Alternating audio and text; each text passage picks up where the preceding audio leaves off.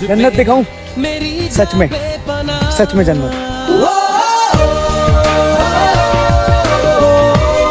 मेरो केटा आयो त हामी फेरि पनि के अरे कालिन्चोकमा जिरीबाट हुँदै हामी कालिन्चोक आइसकेको छ हैन।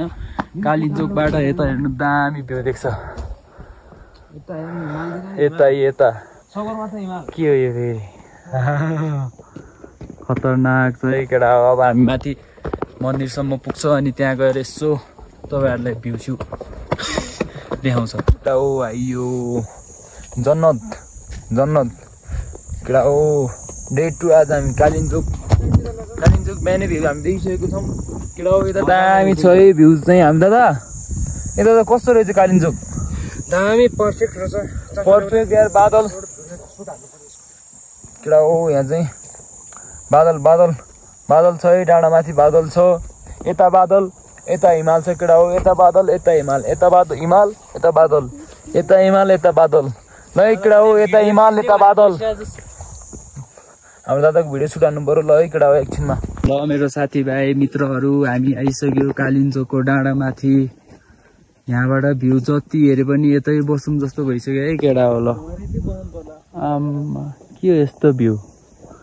अगाडि केटाहरू हिँड्दैछ, पछाडि म हल्का भिडियो बनाउँदै हिँड्दा चाहिँ स्टोरेज फुल भइसक्यो है। भिडियो आउँदा चाहिँ ढिलो हुन्छ केटाहरू। तर खतरा छ है कालिन्चोकको डाँडा।